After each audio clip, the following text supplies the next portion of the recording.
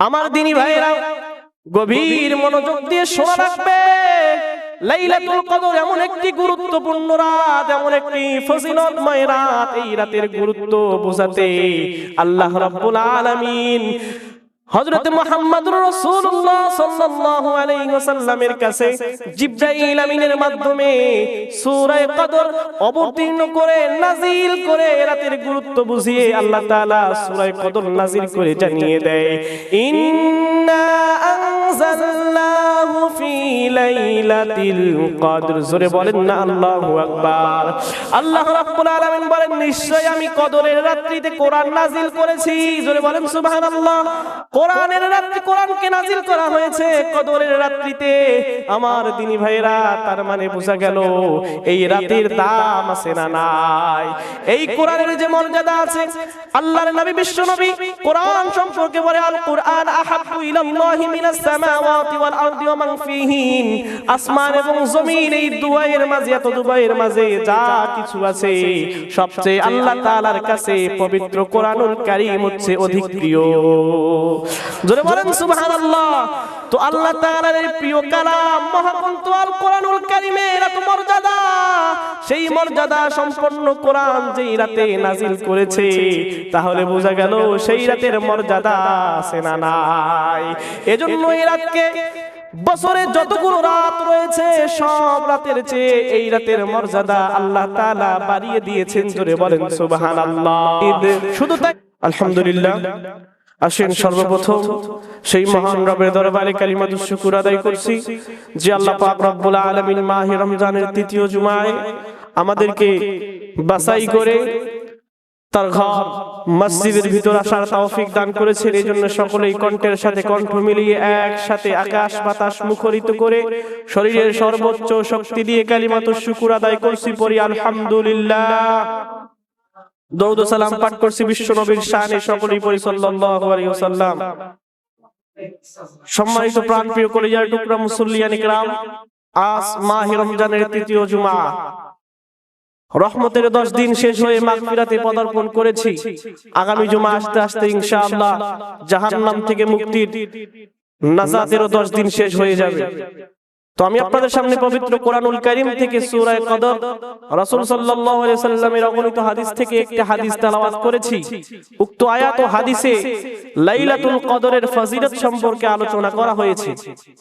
যেহেতু লাইলাতুল কদর আমাদের সামনে আগত, সেহেতু সে বিষয়ে কিছু আলোচনা না করলেই নয়। সম্মানিত প্রাণপ্রিয় মুসল্লিয়ান ইকরাম, এই লাইলাতুল কদরের অনেক বড় একটা হিকমত রয়েছে আল্লাহ পাক রব্বুল আলামিনের কাছে। সেই হিকমতটা, লাইলাতুল কদর গুরুত্বপূর্ণ ফজিলতময় একটি রাত। এই রাতকে আল্লাহ তাআলা গোপন রেখেছেন, প্রকাশ করে দেন নাই।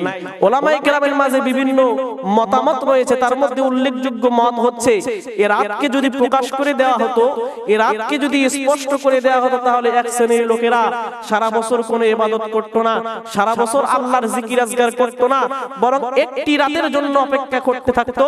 এই একটি রাত আসলে সে ইবাদত বندگی করে নিজের জীবনের গুনাহগুলো maaf করে নিবে। অথচ সে জানে না এই রাত সে পাবে কিনা, তার মৃত্যু কখন আসবে, ঠিক না? এই রাতের জন্য অপেক্ষা করতে করতে সে বঞ্চিত হয়ে যেত। আর একটা ব্যাপার হচ্ছে, এই রাতকে আল্লাহ তাআলা গোপন রেখেছেন এজন্য যাতে করে মুত্তাকি বান্দারা, মুমিন বান্দারা এই রাতকে তালাশ করতে করতে রমজানে বেশি থেকে বেশি আমলে সালেহ করতে পারে। জোরে বলেন সুবহানাল্লাহ।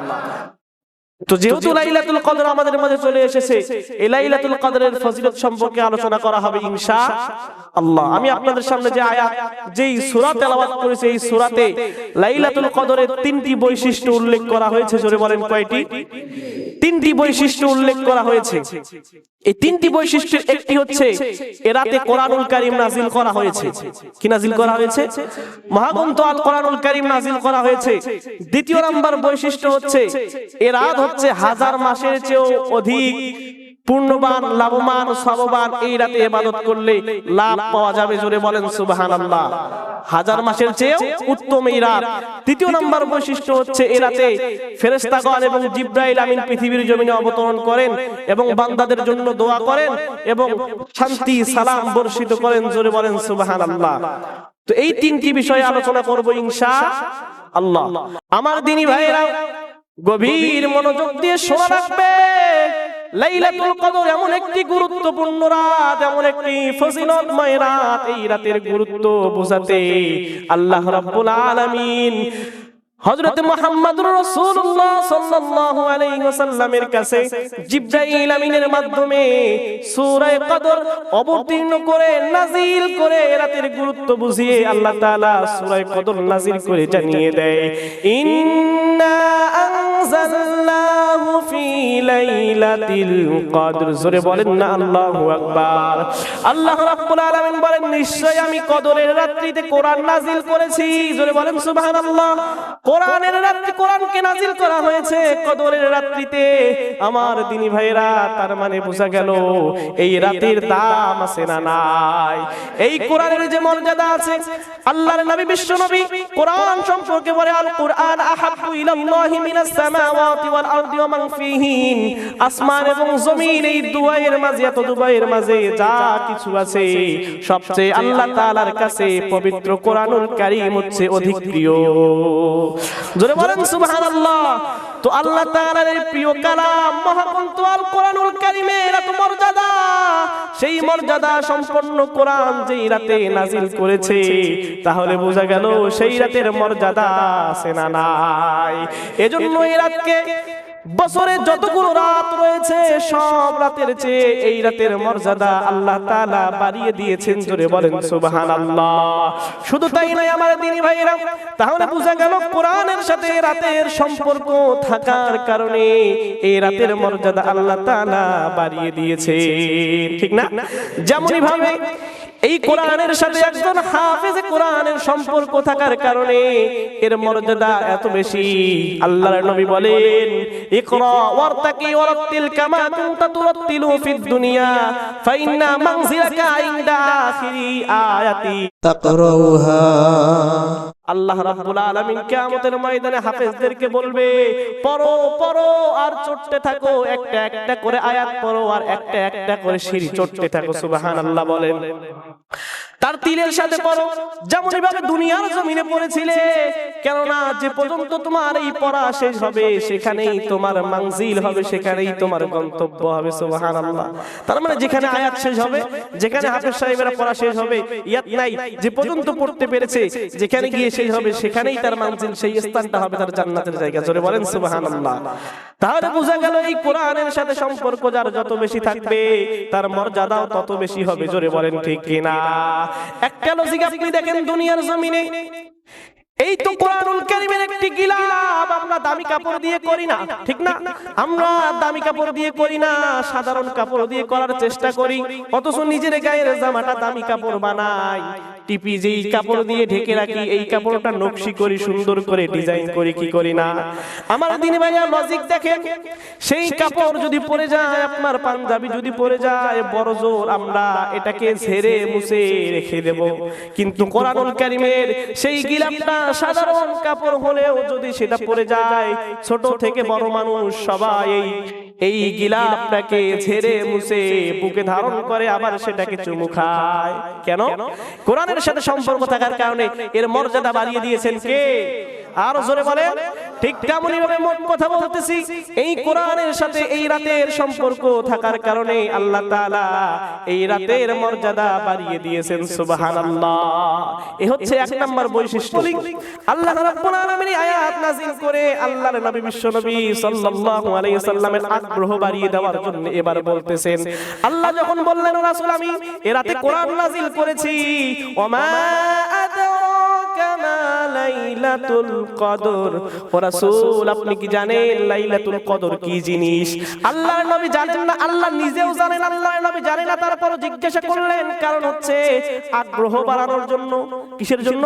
যাতে করে কদর সম্পর্কে আল্লাহর নবীর আগ্রহ বাড়ে।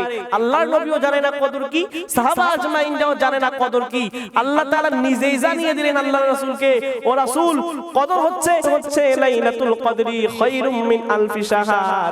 এই মাস হচ্ছে হাজার মাসের চেয়ে উত্তম। জোরে বলেন সুবহানাল্লাহ। দ্বিতীয় নাম্বার বৈশিষ্ট্য, লাইলাতুল কদরি খায়রুম মিন আলফি শাহর, এটা হচ্ছে দ্বিতীয় নাম্বার বৈশিষ্ট্য। সূরাতুল কদরের দ্বিতীয় নাম্বার বৈশিষ্ট্য হচ্ছে লাইলাতুল কদরি খায়রুম মিন আলফি শাহর। এই মাস হচ্ছে হাজার মাসের চেয়ে উত্তম। জোরে বলেন সুবহানাল্লাহ। কেন কেন হাজার মাসের চেয়েও এই মাস উত্তম? তার মানে কোনো একটা কারণ আছে না নাই? জোরে বলেন। জানেন সেই কারণ কি? এই রাতটা হাজার মাসের চেয়ে উত্তম হওয়ার কারণ হচ্ছে আবি ইবনে হাতিম রাদিয়াল্লাহু তাআলা আনহু থেকে বর্ণিত। তিনি বলেন, একবার আল্লাহর রাসূল সাল্লাল্লাহু আলাইহি ওয়াসাল্লাম বনি ইসরাইলের জনৈক একজন মুজাহিদ সম্পর্কে আলোচনা করতেছিলেন। বনি ইসরাইলের একজন জনৈক মুজাহিদ, তিনি হাজার মাস ধরে যুদ্ধে লিপ্ত থাকতেন, ময়দানে জিহাদে লিপ্ত থাকতেন। কোন রকম ভাবে তিনি অস্ত্র সংবরণ করে না, অস্ত্র তিনি উঠায় না, সদা সর্বদা তিনি হাজার মাস ধরে ময়দানে যুদ্ধের মধ্যে লিপ্ত। এবার এই আলোচনা যখন আল্লাহর নবী করতেছিল, সাহাবা আজমাইন এই আলোচনা শোনার পরে ঈর্ষান্বিত হয়ে গেল। তারা চিন্তা করতে লাগলো, আহারে কোথায় হাজার মাস আর কোথায় আমাদের 60 বছর 70 বছর আমাদের গড় আয়ু, এই 60 বছর 65 বছর আমাদের গড় আয়ু শেষ জামানার উম্মতের, কিভাবে আমরা এত বেশি ইবাদত করব? কিভাবে এত বেশি ইবাদত করব? সাহাবা আজমাইন এই চিন্তা করতে লাগলেন।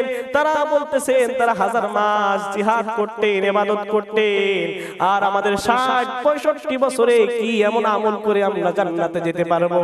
আল্লাহ রাব্বুল আলামিন এবার সাহাবা আজমাইনের এই কথা শোনার পরে তাদের মনের এই কথা উপলব্ধি যখন হয়েছে, এই কথা যখন উঠেছে তাদের মনে, আল্লাহ রাব্বুল আলামিন তাদের মনকে সান্ত্বনা দেওয়ার জন্য এবার আল্লাহ তাআলা ঘোষণা দিয়ে দিলেন, লাইলাতুল কদরি খায়রুম মিন আলফি শাহর।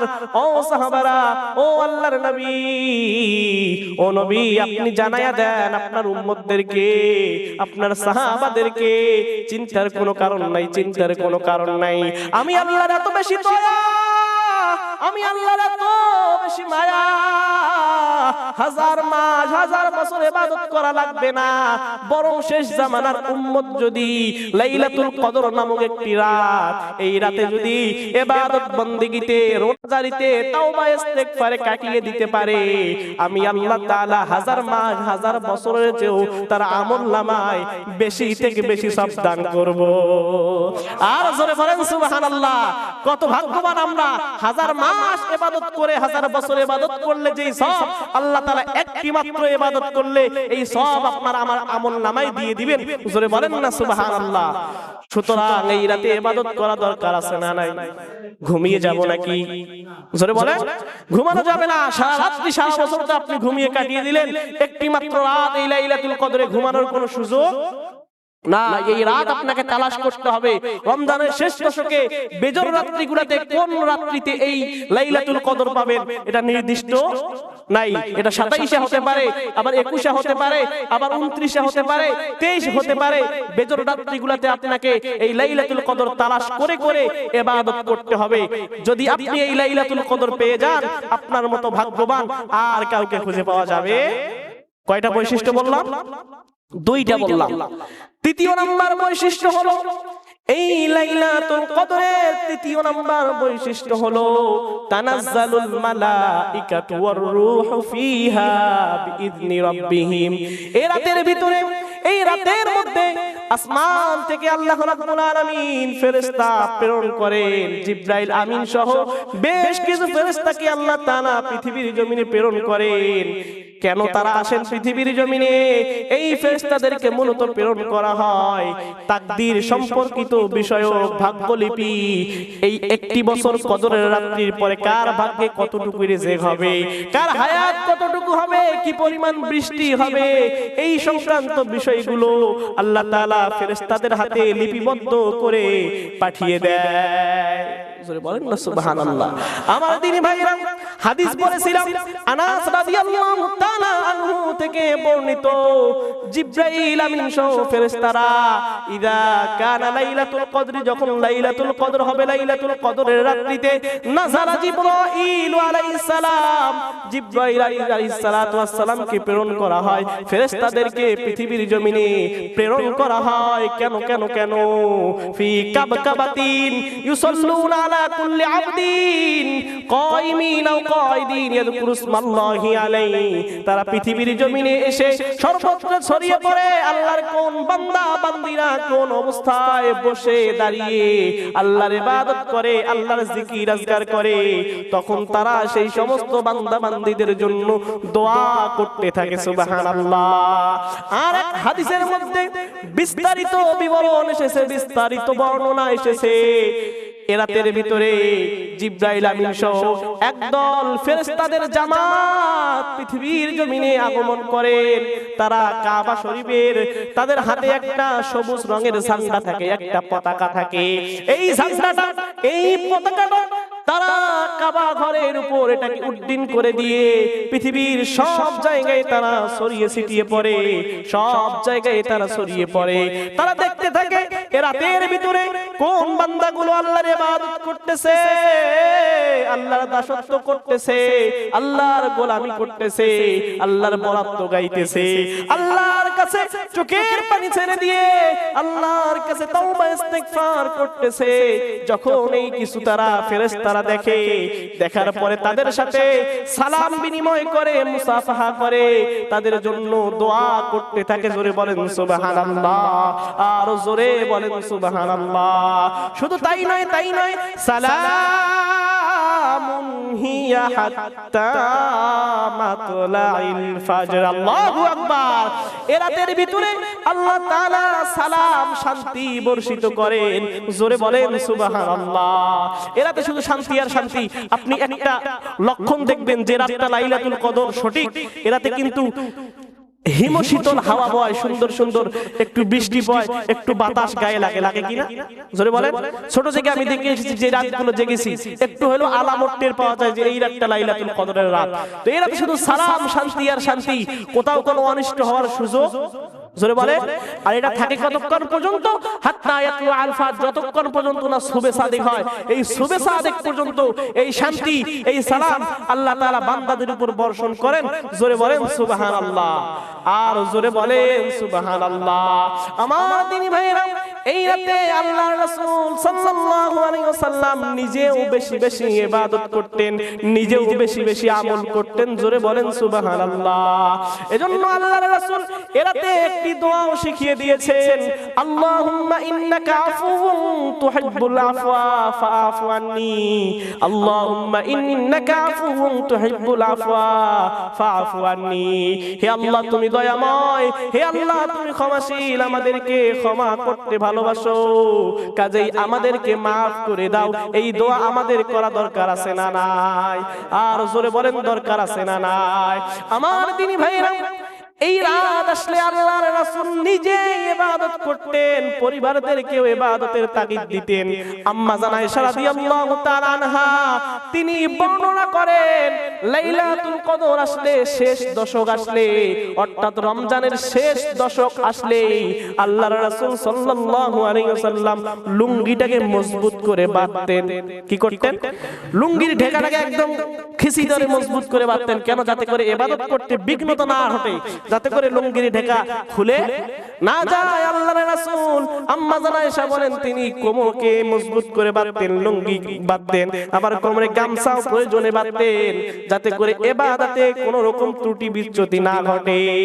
শুধু তাই নয়, আম্মা জান আয়েশা বলেন আল্লাহর নবী, বিশ্ব নবী জনাবে মুহাম্মদুর রাসূলুল্লাহ সাল্লাল্লাহু আলাইহি ওয়াসাল্লাম নিজেও রাত জাগতেন, ইবাদত করতেন, আমাদেরকেও ইবাদত করার জন্য জোর নির্দেশ দিতেন।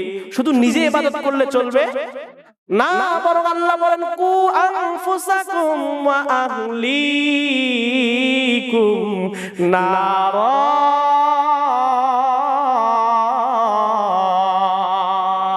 আল্লাহ বলেন নিজে বাঁচা লাগবে, জাহান্নামের পথ থেকে নিজেকে ফিরাতে হবে এবং পরিবারদেরকেও ফিরাতে হবে। নিজে বাঁচার ফিকির করলে চলবে।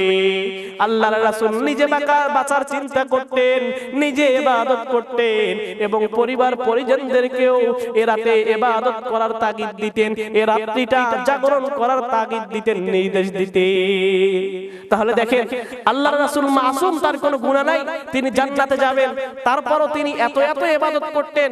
তার তুলনায় আপনি আমি কতটুকু করতেছি বলেন? কিছুই না। এই যে লাইলাতুল কদর আসছে, আপনার আমার দ্বারে আসতেছে 20 রমজানের পরে, এই যে শেষ দশকে বেজর রাত্রিগুলোতে এই লাইলাতুল কদর আপনাকে আমাকে তালাশ করতে হবে। এ রাত কয়জন আমরা জাগবো, কয়জন জাগি? এই যে এত মর্যাদা সম্পন্ন একটা রাত, এ রাতে ফেরেশতারা আসে দোয়া করে, এ রাত কোরআন নাজিলের রাত, এ রাতে ইবাদত করলে 1000 মাস ইবাদত করলে যেই সওয়াব তার চেয়ে বেশি সওয়াব পাওয়া যায়। তারপরে এত অফার পাওয়ার পরও যদি আপনারা গাফেল থাকেন, বলেন তো এর চেয়ে কপাল পরা আর কে হতে পারে? আরো জোরে বলেন না। সুতরাং আমার দিনী ভাইয়েরা, এই লাইলাতুল কদরের রাত্রি, এটা আমাদেরকে তালাশ করতে হবে। এবং এই রাত্রিতে আমাদের জীবনে যত গুনাহ আমরা করেছি, এই রাত্রিতে আমরা যেন নিজেদের গুনাহগুলো মাফ করে নিতে পারি। আমাদের অভাব, এই রাত্রিতে আপনি জাগরণ করেন, আল্লাহর কাছে চান, দিবেন কে? জোরে বলেন। আপনার যত সমস্যা সব কিছু সমাধান করতে পারেন কে? এজন্য আমাদেরকে চাইতে হবে কার কাছে? দুনিয়ার কারো মুখাপেক্ষী হওয়া যাবে না, বরং আল্লাহর কাছে চাইতে হবে। দেওয়ার মালিক কে? আল্লাহ। আমার দিনী ভাইরা, এই যে লাইলাতুল কদর, এটা পাওয়ার অন্যতম একটি মাধ্যম হচ্ছে ইতিকাফ। কি? ইতিকাফ। যে ব্যক্তি, যে বান্দা ইতিকাফের ভিতরে থাকবে, তার জন্য লাইলাতুল কদরটা পাওয়া খুব সহজ হয়ে যাবে। কি হবে? খুব সহজ হয়ে যাবে। কারণ মসজিদে অবস্থান করা, ইতিকাফের অর্থ হচ্ছে অবস্থান করা। শরীয়তের পরিভাষায় ইতিকাফ বলা হয় জামে মসজিদ, যেই মসজিদে দৈনন্দিন 5 ওয়াক্ত সালাত আদায় হয়, এমন একটি মসজিদে আল্লাহর ইবাদতের উদ্দেশ্যে নিয়ত সহকারে অবস্থান করাকে ইতিকাফ বলা হয়। আর এই ইতিকাফ, এটা হচ্ছে সুন্নতে মুআক্কাদা, এটা করাই লাগবে। এক মহল্লা, এক গ্রামের পক্ষ থেকে একজন বা একাধিক এটা থাকতে পারবে। যদি কেউ না থাকে, তাহলে এই সুন্নতে মুআক্কাদা তরক করার কারণে সকল এলাকাবাসী, সেই গ্রামের সব মানুষগুলোকে গুনাহগার হতে হবে। জোরে বলেন নাউজুবিল্লাহ। এজন্য ইতিকাফ আমাদের থাকা দরকার আছে না নাই? 20 রমজানের পর থেকে আপনার শাওয়াল মাসের চাঁদ ওঠা পর্যন্ত এই শেষ দশকে ইতিকাফ করতে হবে। এটা হচ্ছে সুন্নতে মুআক্কাদা। ইতিকাফ হচ্ছে 3 প্রকার। 1 নম্বরে ইতিকাফ হচ্ছে ওয়াজিব ইতিকাফ, যেই ইতিকাফটা মানুষ মান্নত করে না, এই মান্নতের ইতিকাফ মান্নত করলে এটা পূরণ করতে হবে, এটা হচ্ছে ওয়াজিব ইতিকাফ। দ্বিতীয়ত হচ্ছে সুন্নতে মুআক্কাদা, যেটা রমজানের শেষ দশকে। তৃতীয় হচ্ছে মুস্তাহাব ইতিকাফ, যেটা অনেকেই করে থাকেন। তো এই 3টা ইতিকাফের মধ্যে গুরুত্বপূর্ণ হচ্ছে সুন্নতে মুআক্কাদা। এটা জামাতের যে কোনো একজনকে, অন্ততপক্ষে একজনকে হলেও করতে হবে। এমনটা না শুধু একজন, আমরা সকলেই করতে হবে। কেন জানেন? এই ইতিকাফের ফজিলত কি রকম? এই ইতিকাফ যদি কেউ করে শেষ দশকে, তাহলে তার ফজিলত হচ্ছে 2টা হজ, 2টা উমরা পালন করার সওয়াব তার আমলনামায় দেওয়া হয়। জোরে বলেন সুবহানাল্লাহ। আরো একটি অফার দেই, সেটা কি জানেন?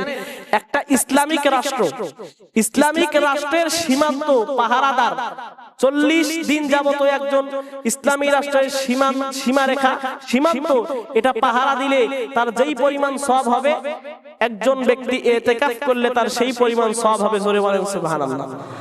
আর একজন ইসলামিক রাষ্ট্রের সীমারেখা পাহারা দিলে কি পরিমাণ সওয়াব? তার এই পরিমাণ সওয়াব যে একজন নবজাতক সদ্য ভূমিষ্ঠ শিশুর যেরকম কোনো গুনাহ থাকে না, ঠিক তেমনি ভাবে ইসলামিক রাষ্ট্র তার সীমারেখা পাহারা দিলে 40 দিন যাবত তার নবজাতকের মতো কোনো রকম গুনাহ থাকে। তার মানে বোঝা গেল, যদি কোনো ইতিকাফকারী ব্যক্তি ইতিকাফ করে রমজানের শেষ দশকে, তাহলে নবজাতক শিশুর মতো তার জীবনের সব গুনাহগুলো ঝরে যায়। জোরে বলেন সুবহানাল্লাহ। আর জোরে বলেন সুবহানাল্লাহ।